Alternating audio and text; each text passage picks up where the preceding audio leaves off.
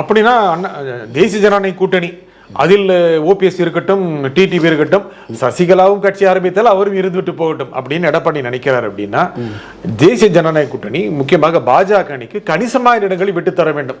முக்கியமாக என்ன சொல்லப்பட்டதுன்னா, கடந்த மக்களவை தேர்தலில் அதிமுகவுக்கு 22% வாக்கு கிடைச்சது, பாஜகவுக்கு 17% வாக்கு கிடைச்சது.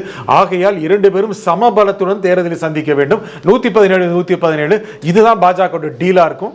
அப்படி இருக்குமா?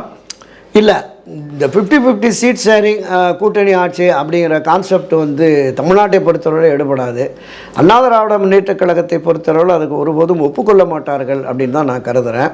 கூடுதல் இடங்களை அதிமுக நின்று தனிப்பெரும்பான்மையோடு ஆட்சி அமைக்க வேண்டும். அதற்கு தக்கவாறு ஒரு 140-150 இடங்களில் நின்றுட்டு மீத இடங்களை என்டிஏ கொடுத்து நீங்கள் ஷேர் பண்ணிக்கங்க அப்படின்னு தான் அவங்க நிச்சயமாக அது போன்ற ஒரு முடிவு தான். ஏன்னா ஒரு 118 இடங்களுக்கு மேலே பெற்றால்தான் தனித்து ஆட்சி அதிகாரத்திற்கு வர முடியும்.